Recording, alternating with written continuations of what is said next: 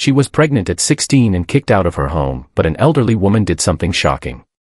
What would you do if the world turned its back on you at your most vulnerable moment? This is the story of Emma, a 16-year-old girl who found herself abandoned by her family after a life-changing mistake. Alone, scared, and with nowhere to go, Emma thought her life was over. But then, an unexpected act of kindness from a stranger changed everything. In this video, we'll take you on an emotional journey of resilience, compassion, and the power of second chances.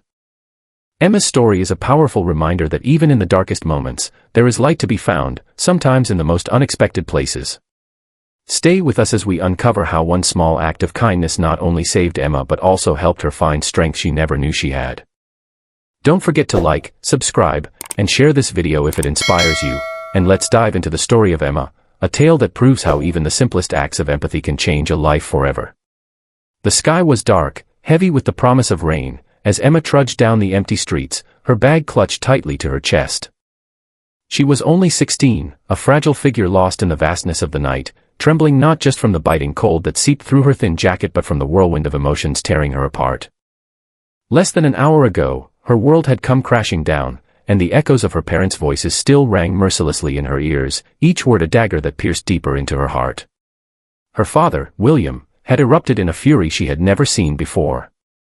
His fists came down on the wooden table with such force that the sound seemed to reverberate through the entire house.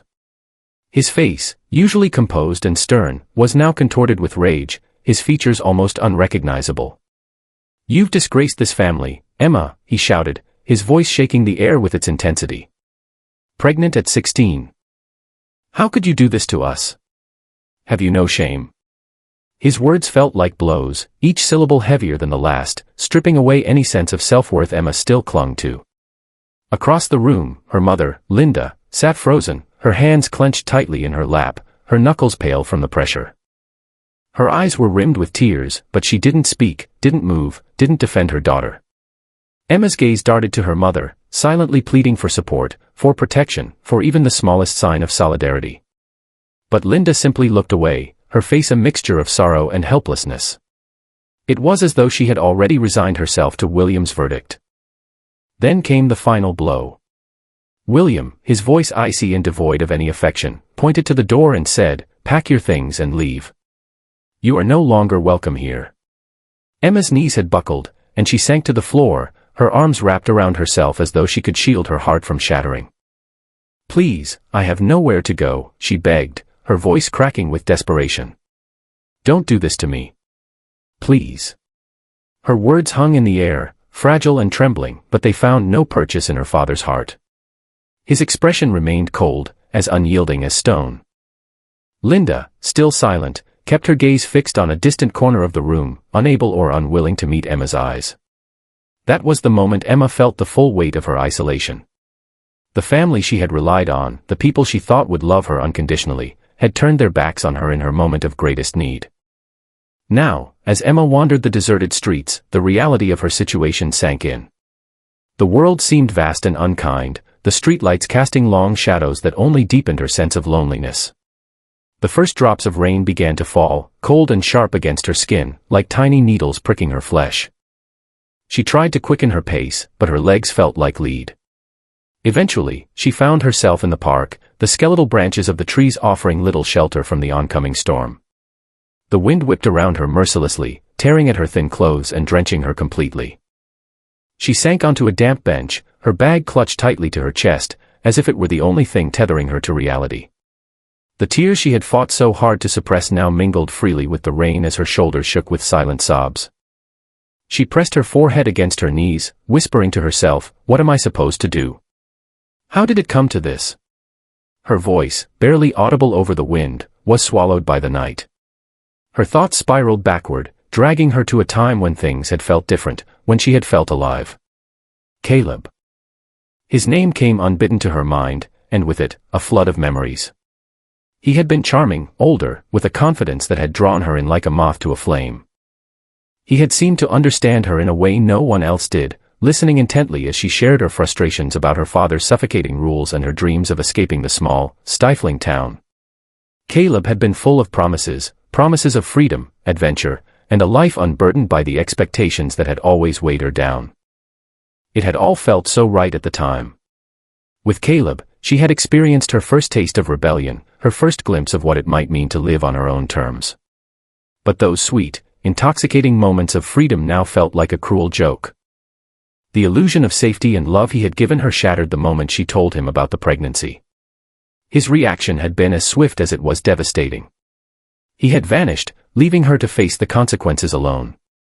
As Emma sat there, drenched and trembling, she couldn't stop herself from replaying their last conversation in her mind. She had hoped Caleb would stand by her, that he would reassure her everything would be okay. Instead, his expression had turned cold, his words cutting. "I can't deal with this right now," he had said before walking away, leaving her staring after him, stunned and heartbroken. The night seemed endless, the rain unrelenting, as Emma huddled on the bench, her body shaking from both the cold and the raw ache in her chest. She felt as though she were sinking into a void, a dark, endless chasm where no one could reach her, and she wasn't sure she wanted them to. She had never felt so alone. She pulled her knees to her chest, shivering uncontrollably as the cold rain seeped through her thin clothes and chilled her to the bone. The wind howled around her, whipping her damp hair against her face, when suddenly a soft voice broke through the storm. "Child, what are you doing out here in the rain?" It was a voice unlike any she had heard that night, gentle yet commanding, carrying with it a warmth that cut through the cold. Emma looked up, her blurred vision struggling to focus on the figure standing before her. An elderly woman stood there, her silhouette framed by the dim glow of a nearby street lamp. She held a large umbrella over herself, its edges dripping from the relentless rain. Her face, lined with the creases of time, bore an expression of quiet strength, but it was her eyes that caught Emma's attention. They were warm, filled with genuine concern, a stark contrast to the harshness she had faced earlier that night. I don't have anywhere to go," Emma stammered, her voice barely audible over the wind and rain. Her throat felt tight, raw from crying and the cold. She didn't know why she admitted the truth to this stranger, it simply slipped out, as if the weight of her loneliness demanded acknowledgement. The woman tilted her head slightly, studying Emma for a brief moment before extending a steady, weathered hand. Her voice was firm but kind, carrying an authority that left no room for argument. "Come with me. You shouldn't be out here in this weather." Emma hesitated, her mind racing with doubts. She had grown so used to rejection and judgment that she found it hard to believe someone could care without expecting anything in return. But the woman's hand remained outstretched, unwavering, and Emma's exhaustion overwhelmed her mistrust. Too tired to resist, she allowed the woman to pull her to her feet. The effort made her legs wobble, and for a moment, she feared she might collapse, but the woman's grip was strong and reassuring. They walked in silence, the sound of rain against the umbrella mingling with the squelch of Emma's soaked shoes on the pavement. The woman's pace was measured, unhurried, as if she understood Emma's fragility without needing to say a word. The storm raged around them, but the presence of this stranger felt like a shield against the chaos. Emma found herself stealing glances at her companion, wondering who she was and why she had stopped to help when no one else had. The walk felt longer than it was, every step a mix of discomfort and growing hope, until they reached a small house tucked away at the edge of the park. Its windows glowed warmly against the darkness, casting soft yellow light that promised comfort and safety. The faint, inviting smell of bread and spices wafted toward them, a welcome reprieve from the cold, damp night.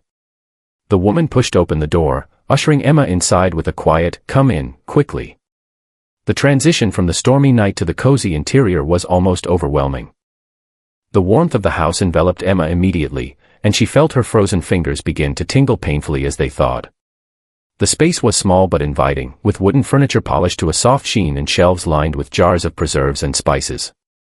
In one corner, a fire crackled merrily in a brick hearth, casting flickering shadows that danced across the walls. The woman helped Emma out of her soaked jacket, her movements gentle but efficient, and handed her a towel from a nearby rack. "Dry yourself off," she said, her tone leaving no room for refusal. Emma hesitated for a moment before accepting the towel, burying her face in its softness. She felt the first hints of relief begin to creep into her body, though her mind still buzzed with uncertainty. "Sit down by the fire," the woman instructed, pointing to a worn but comfortable armchair near the hearth. Emma obeyed, her legs feeling like jelly as she sank into the chair. The fire's heat was a balm against her chilled skin, and she couldn't suppress the small sigh that escaped her lips as the tension in her body began to ease. The woman disappeared into what Emma assumed was the kitchen, leaving her alone with her thoughts for a moment. When the woman returned, she carried a tray with a steaming bowl of soup, a thick slice of bread, and a cup of tea. She set it down on the small table beside Emma. "Eat," she said simply, but her voice held a note of insistence. Emma looked at the tray, her stomach growling despite the knots of anxiety that had gripped her all evening. She hesitated, her fingers hovering over the spoon. "Why are you helping me?" she finally asked, her voice barely above a whisper. Her question carried all the confusion and disbelief she felt.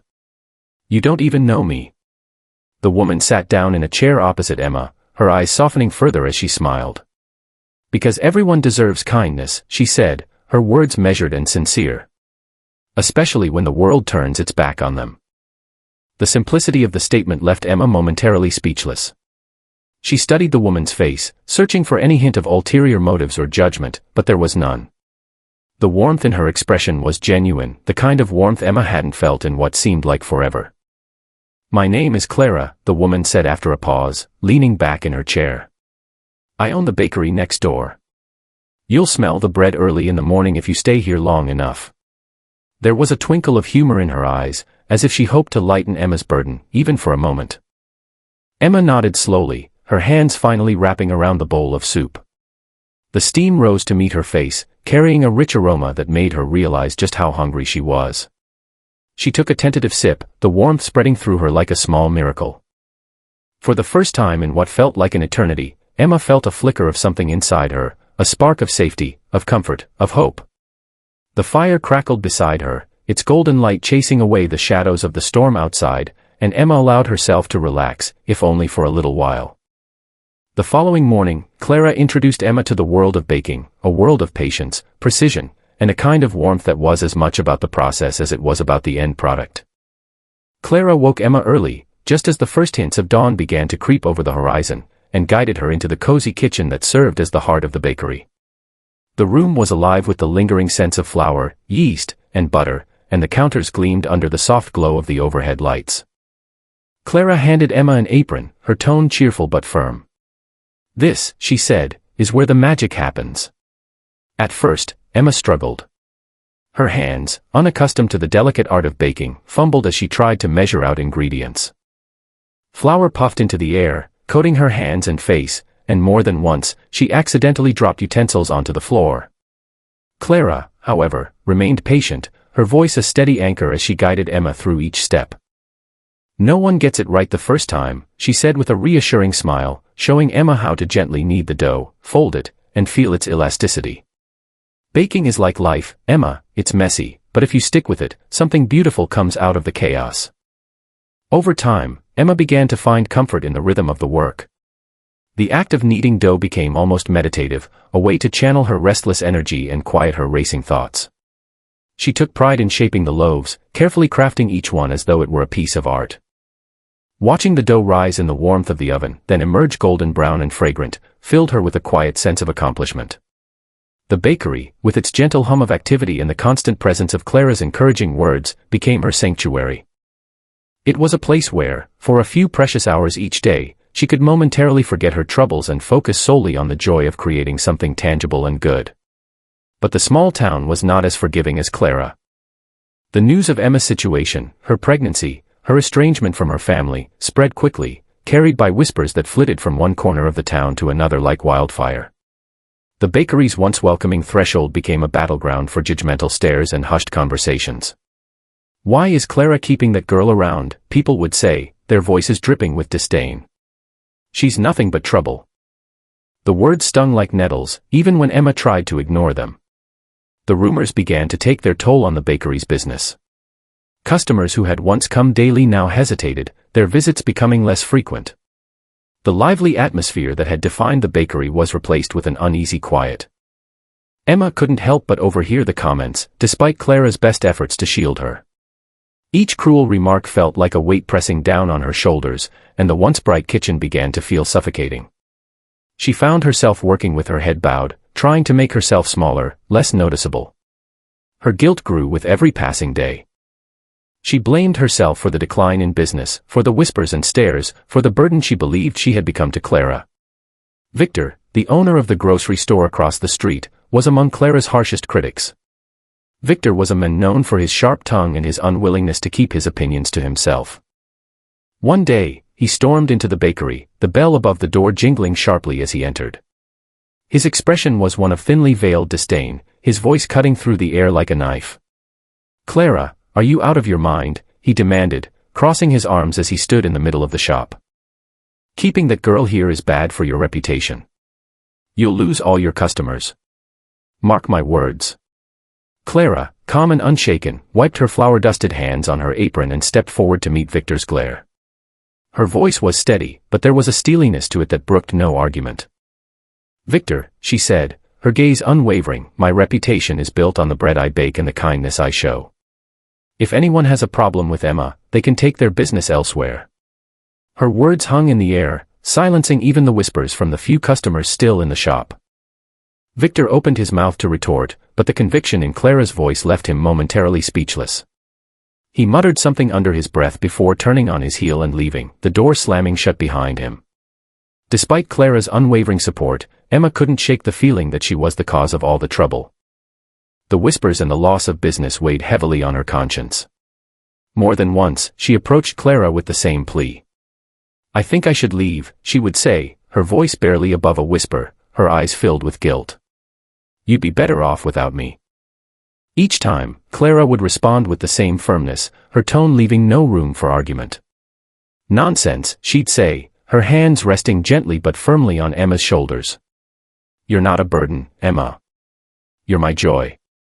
Do you hear me? My joy." It was this kindness, steady and unconditional, that kept Emma going through her darkest days. Even when the whispers grew louder, even when the bakery felt like a lonely island in a sea of judgment, Clara's words were a beacon of light, reminding Emma that she was not alone. And though the weight of the town's disapproval still pressed against her, she found strength in the steady rhythm of baking, in the warmth of Clara's presence, and in the faint but growing hope that things might, one day, get better. Clara wasted no time teaching Emma the art of baking. From the very first morning, she approached it like a sacred ritual, waking Emma early and leading her into the warm, fragrant kitchen. The counters were lined with bowls of ingredients, scales, and wooden spoons, all ready for the day's work. "This," Clara said, gesturing to the space around her, "is where we make magic." Emma, still bleary-eyed and uncertain, nodded hesitantly, not yet understanding how much this kitchen would come to mean to her. The first few weeks were messy, to say the least.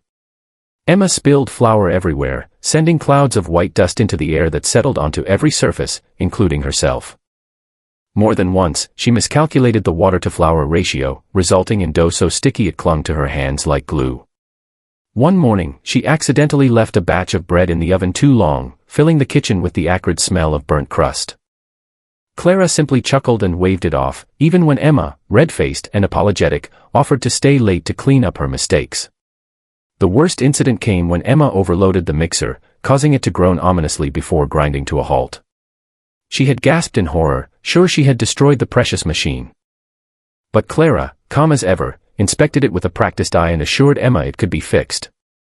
Through it all, Clara never raised her voice. Her patience was unshakable, her encouragement steady. "Mistakes are just part of learning," she would say with a wink, wiping flour from her hands. "Besides, even my first loaf looked like a rock. You're already ahead of me." Her humor lightened the weight of Emma's insecurities, making the girl laugh despite herself. Clara's guidance wasn't just about baking, it was about showing Emma that she was capable of growth, that failure wasn't the end of the world, but rather a stepping stone to success. As Emma grew more confident in her skills, she found a sense of purpose in the work. The feel of the dough beneath her hands became something she cherished, the soft, elastic texture that slowly transformed under her touch. Each movement, from kneading to shaping, felt like a rhythm she was learning to master. She took pride in watching the loaves rise, their surfaces golden brown and slightly cracked as they cooled on wire racks. The aroma that filled the bakery was a constant source of comfort, a warm reminder of her progress and the joy she was creating for others. Emma began to look forward to the customers who came in each morning, their faces lighting up as they purchased their favorite breads and pastries. She noticed how their smiles seemed brighter when they saw the fresh, steaming loaves she had helped create. It was as if every loaf she baked was a small step toward rebuilding herself, a way to prove to the world, and to herself, that she could be more than her mistakes. But the town wasn't kind. Word of Emma's pregnancy and her new life with Clara spread quickly, carried by whispers that slithered through the streets and into the ears of anyone willing to listen. The bakery, once a bustling hub of friendly chatter, became a place of muted exchanges and judgmental stares. Customers whispered behind Emma's back, their voices sharp and cutting. "That girl is trouble," they'd say, their words dripping with disdain. "What's Clara thinking, keeping her around? She'll ruin the bakery's reputation."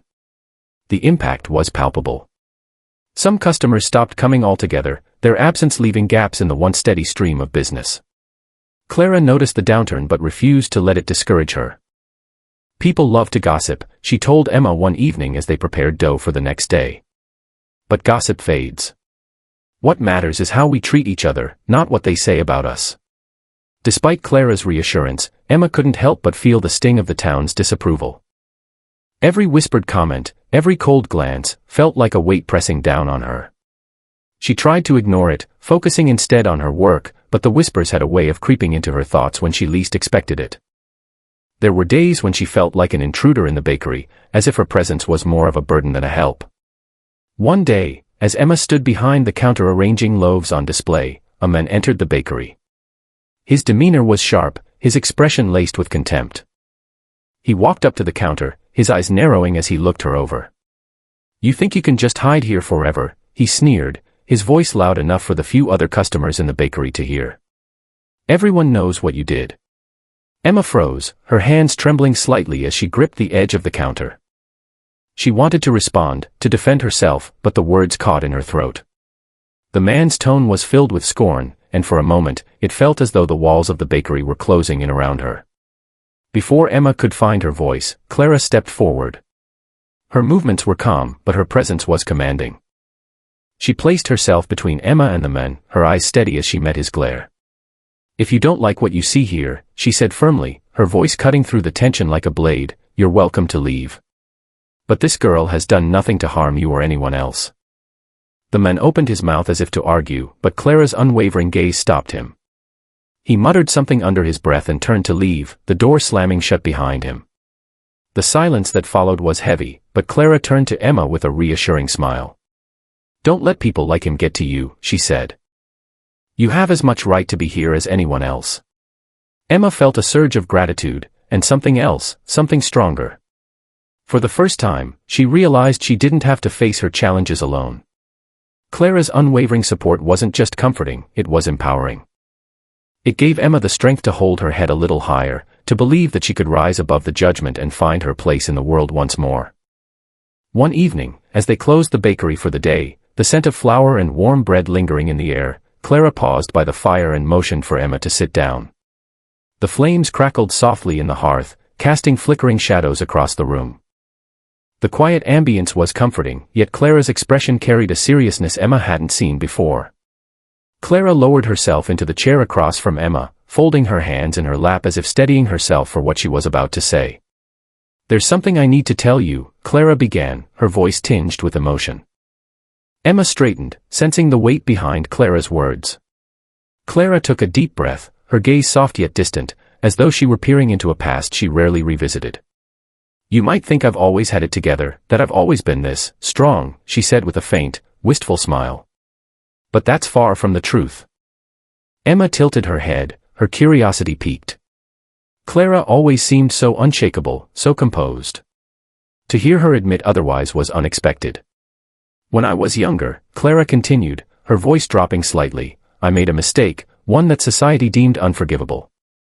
A mistake that cost me my family, my home, and everything I thought I knew about myself." Clara paused, her fingers nervously tracing the edges of the chair's armrest.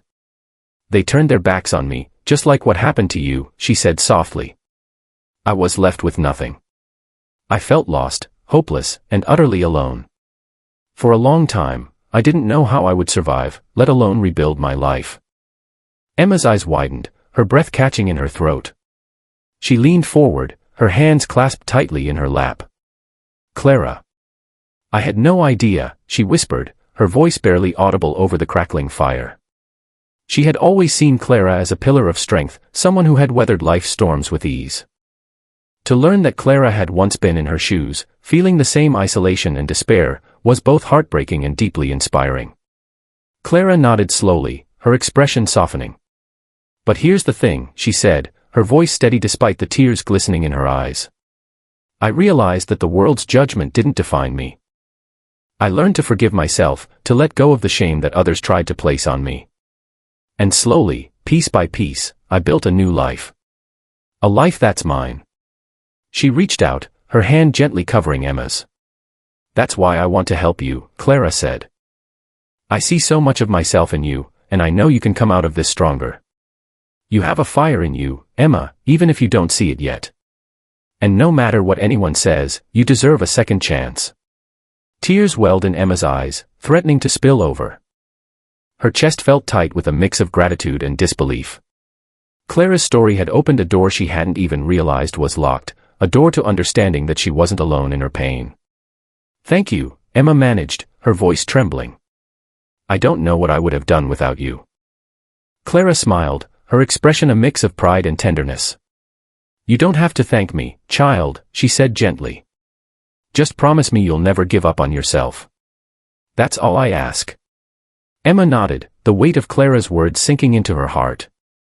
For the first time in what felt like forever, she felt a glimmer of hope, a belief that she could rise above her circumstances, just as Clara had. As the evening deepened and the fire began to die down, Emma couldn't stop thinking about Clara's story. It played over and over in her mind like a melody she couldn't forget. She pictured Clara as a younger woman, facing the same judgment and isolation that Emma herself had endured. The thought was both painful and comforting. If Clara could overcome it, maybe she could too. "Clara," Emma said suddenly, breaking the silence that had settled between them. Clara looked up from her chair, her face calm and attentive. "How did you do it? How did you rebuild everything when it felt like the whole world was against you?" Clara leaned back, her gaze thoughtful. "It wasn't easy," she admitted. "There were days when I wanted to give up, days when the shame felt too heavy to carry. But I found small things to hold on to, things that reminded me life was still worth living. For me, it was baking. There's something about creating something with your hands, something warm and nourishing, that feels like hope. It became my anchor." Emma nodded, her fingers tracing the edge of the blanket draped over her knees. She understood now why Clara had been so determined to teach her baking. It wasn't just a skill, it was a way to heal, to reclaim a sense of purpose. "But more than that," Clara continued, "I found people who believed in me. Not many, just a few. But their kindness gave me the strength to believe in myself again." She smiled, a glimmer of mischief in her eyes. "And now, I get to pass that kindness on to you." Emma felt a warmth spread through her chest, like the fire's embers had settled inside her. "I'll try," she said softly. "I'll try to believe in myself. And I'll try to be as strong as you." Clara reached over and squeezed her hand. "You don't have to be like me, Emma. You just have to be yourself. That's more than enough." The night stretched on, the two women sitting together in the quiet comfort of the bakery's small living room. Outside, the wind whispered against the windows, but inside, the warmth of the fire and the bond they had forged created a safe haven. For the first time in a long while, Emma felt like she belonged somewhere, not just in a place, but in a connection that went deeper than words. Clara's story lingered in Emma's mind long after they had said goodnight and retreated to their respective rooms. As she lay in bed, the sounds of the crackling fire and the soft creaks of the old house settling around her, Emma thought about how Clara had turned her pain into strength. It was a reminder that life didn't have to end with a mistake, it could begin again, if only she had the courage to try. As sleep claimed her, Emma whispered to herself a promise she hoped she could keep: "I won't give up on myself. I'll keep going." And in the stillness of the night, it felt as though Clara's unwavering belief in her had already begun to take root. With Clara's guidance, Emma continued to grow, not just as a baker, but as a person. Each day in the bakery brought new challenges, but also new triumphs, no matter how small. Clara taught Emma far more than the technicalities of baking. She taught her resilience, the value of patience, and the courage to face life's trials head-on. Every loaf is a story, Clara would say as they worked side by side in the warm, flour-dusted kitchen. Sometimes it's messy, sometimes it doesn't rise the way you expect, but with care and persistence, it still becomes something worth sharing. Emma soaked in these lessons like sunlight after a long storm. She began to take pride in her work, in the artistry of shaping loaves and the satisfaction of seeing them rise golden and fragrant from the oven. The steady rhythm of baking, from the soft press of dough under her hands to the hum of the ovens, became a source of peace and purpose. Slowly but surely, Emma found herself standing taller, her voice steadier when she spoke to customers, and her heart lighter with every kind word Clara offered. She learned to meet the judgmental stares with quiet strength, knowing that she was building something greater than their small-minded whispers. The bakery became more than a place of work, it was her sanctuary. It was a haven where love and acceptance bloomed amidst the aroma of fresh bread and the crackle of the fireplace on cold evenings. Clara's unwavering belief in Emma gave her the strength to believe in herself, and as the days turned to weeks and the weeks to months, Emma began to see the world, and her place in it, through a different lens. As the months passed, Emma's belly grew rounder, and so did her resolve. The child she carried, once a source of fear and shame, became her beacon of hope. She no longer saw herself as a victim of her circumstances but as someone capable of overcoming them. Each kick she felt reminded her of the life she was nurturing, a life that deserved all the love and care she could give. For the first time in what felt like forever, Emma allowed herself to dream, not just of surviving, but of thriving. Her transformation didn't happen overnight. There were still days when the weight of her past threatened to pull her under. The whispers in the town didn't completely fade, and there were moments when Emma felt their sting more acutely than she wanted to admit. But each time she faltered, Clara was there, her steady presence a reminder that Emma was not alone. "You're stronger than you think," Clara would say, her hand resting lightly on Emma's shoulder. "And you're proving that every single day." Emma found unexpected allies in the community as well. Some of the bakery's regular customers began to notice her dedication and courage. A few of them, initially hesitant, started to ask her questions about the bread, complimenting her handiwork. "This is the best sourdough I've ever had," one elderly woman told her with a smile. "You've got quite the talent, my dear." Emma's cheeks flushed with pride, the simple words carrying a weight she hadn't realized she needed to hear.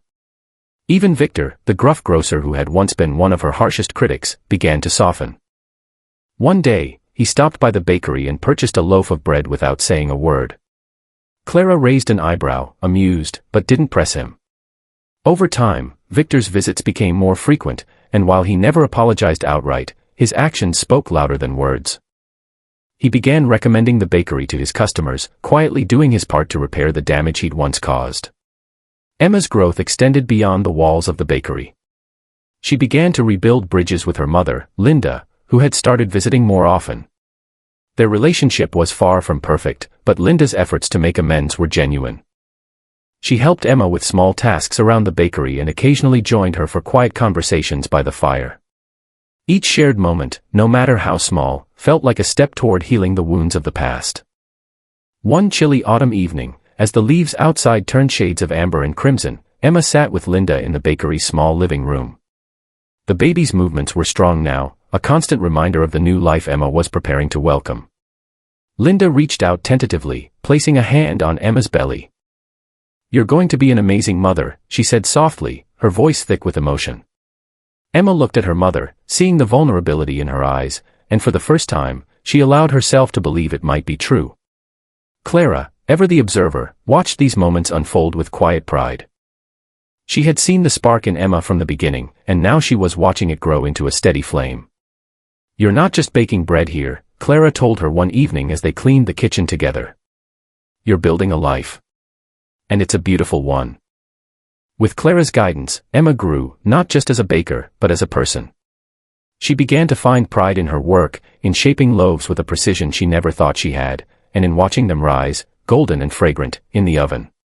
The bakery became her sanctuary, its steady hum of activity a balm for her turbulent emotions. Each loaf she baked felt like a small victory, a step away from the shame that once consumed her.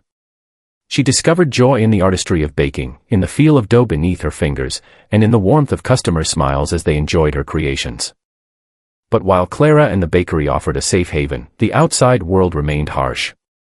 News of Emma's situation spread quickly through the small town, carried by whispers that slithered into every corner. Some customers stopped coming altogether, leaving the bakery quieter than usual. Others came with judgmental glances and murmured disapproval. Emma overheard their comments, sharp, cutting words about her past and what they thought of Clara for taking her in.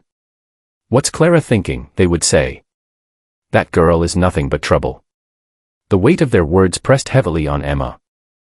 Though Clara tried to shield her from the worst of it, Emma couldn't ignore the cold stares and whispers. She began working with her head down, trying to make herself invisible. Clara noticed and would often pull her aside, her voice gentle but firm. "You're not what they say you are, Emma," she said. "You're worth so much more than their gossip. Don't let them make you doubt that." Despite Clara's encouragement, the guilt of bringing trouble to the bakery gnawed at Emma. More than once, she told Clara that she should leave. "You'd be better off without me," she said, her voice trembling. Each time, Clara refused to entertain the idea. "Emma," she would say, resting a hand on Emma's shoulder, "you're not a burden. You're a joy. And this is your home as much as it is mine." Clara's unwavering belief in Emma became a lifeline, pulling her back from the brink on the days when the judgment of the town felt unbearable. Slowly, Emma began to find her footing again. She learned to meet the stairs with quiet dignity, to hold her head a little higher, and to take pride in the work she did. She realized that her life wasn't defined by her mistakes but by how she chose to move forward. One day, as Emma was arranging loaves on the counter, a man entered the bakery. His expression was harsh, his voice loud enough for everyone to hear. "You think you can just hide here forever?" he sneered. Emma froze, her hands trembling. Before she could respond, Clara stepped forward, her presence calm but commanding. "If you don't like what you see here," she said firmly, "you're welcome to leave. But this girl has done nothing to harm you or anyone else." The man muttered something under his breath and left, the door slamming behind him. Clara turned to Emma, her expression softening. "Don't let people like him get to you," she said. "You have as much right to be here as anyone else." For the first time, Emma felt not just gratitude but a spark of strength. Clara's words stayed with her, giving her the courage to keep going. As Emma's belly grew rounder, so did her resolve. The child she carried became her beacon of hope. She no longer saw herself as a victim of her circumstances but as someone capable of creating a better future for herself and her child. The steady rhythm of baking and the warmth of Clara's presence became anchors, grounding her as she prepared for the challenges ahead. Even the town began to soften, slowly but surely. Some customers who had avoided the bakery returned, drawn by the undeniable quality of the bread and the warmth of Clara's hospitality. A few even began to notice Emma's hard work and dedication. "You're quite the baker," one woman said with a smile. "This sourdough is perfect." Emma blushed, the compliment filling her with a pride she hadn't felt in years. Victor, the gruff owner of the grocery store across the street, was one of the first to change his tune. After months of criticizing Clara for taking Emma in, he began to visit the bakery more often. Though he never apologized outright, his actions spoke volumes. He started recommending the bakery to his customers, quietly doing his part to repair the damage his earlier comments had caused. Clara, ever wise, said nothing but raised an amused eyebrow each time he bought a loaf. Emma's relationship with her mother, Linda, also began to mend. Linda started visiting the bakery, offering small gestures of support, a basket of fresh produce, a kind word. Though their conversations were hesitant at first, they gradually became more open. One evening, as they sat by the fire, Linda placed a hand on Emma's belly and said softly, "You're going to be a wonderful mother." Emma looked at her mother, seeing the vulnerability in her eyes, and for the first time, she believed it might be true. As the months passed, Emma grew not just into her role at the bakery but into herself. She discovered a strength she didn't know she had, a resilience born from the trials she had faced and the support she had received. Clara, ever watchful, saw the change in her. "You're not just baking bread, Emma," she said one evening. "You're building a life. And it's a beautiful one." Emma's story became a testament to the power of empathy and the ripple effect of a single act of kindness. Clara's decision to offer her a home when no one else would had transformed both their lives. The bakery, once a simple business, became a symbol of resilience, compassion, and the strength that comes from being seen and supported. Emma learned that even the darkest nights give way to dawn and that her future was hers to create. Her journey reminds us that no matter how bleak the circumstances, there is always light to be found, sometimes in the most unexpected places. A single act of kindness can spark a chain reaction of hope and healing, changing lives in ways we may never fully understand. For Emma, that light began with Clara's kindness. But as she grew, she realized the light was also within her all along, waiting to shine brightly for herself, her child, and the future she was determined to build. Emma's story is a testament to the power of empathy and the transformative impact of a single act of kindness. Clara's decision to offer Emma a home when no one else would had set off a ripple effect that changed both of their lives. It wasn't just the act itself, it was the belief behind it, the unwavering conviction that Emma was worth saving, worth nurturing, worth believing in. This belief became the foundation upon which Emma rebuilt her life. The bakery, once a simple business, now stood as a symbol of resilience, compassion, and the strength that comes from being seen and supported. Emma's journey wasn't just about overcoming hardship, it was about discovering the depths of her own courage and learning that even the darkest nights give way to dawn. Her story reminds us that no matter how bleak the circumstances, there is always light to be found, sometimes in the most unexpected places. It's a reminder that a single act of kindness can spark a chain reaction of hope and healing, changing lives in ways we may never fully understand. For Emma, that light began with Clara's kindness. But as she continued to grow, she realized that the light was also within her all along, waiting to be nurtured, to be ignited, and to shine brightly for herself, her child, and the future she was determined to create. Emma's story is not just a tale of overcoming hardship but a powerful reminder of the strength of kindness and resilience. From a young girl abandoned by her family, Emma learned to rise, rebuild her life, and rediscover her self-worth. It all began with a single act of kindness, Clara's decision to offer her not just a home but also a new path forward. This story teaches us several valuable lessons. Kindness has the power to change lives. A small act of compassion can bring hope and light to the darkest circumstances. Clara showed us that sometimes, simply believing in someone and giving them a chance is enough to help them rise again. Forgiveness is not weakness, but liberation. Emma learned to forgive not only others but also herself. Forgiveness is the first step toward healing, moving forward, and finding peace within. Inner strength is limitless. Emma demonstrated that no matter how painful or challenging the past may be, we all have the ability to overcome if we remain patient and trust in ourselves. A better community begins with empathy. People like Clara, Linda, and even Victor eventually changed their perspectives, proving that understanding and compassion can heal wounds and bring people closer together. This story is a reminder that no matter how difficult life may be, there is always light at the end of the tunnel. Sometimes, that light comes from someone who believes in you, from your own inner strength, or from the opportunity for a second chance. Remember, one small act of kindness can change an entire life. And through these small changes, we can create a better world for everyone. If this story inspired you, please support our channel by liking, subscribing, and sharing to spread more meaningful messages. Thank you for watching, and we'll see you in the next video.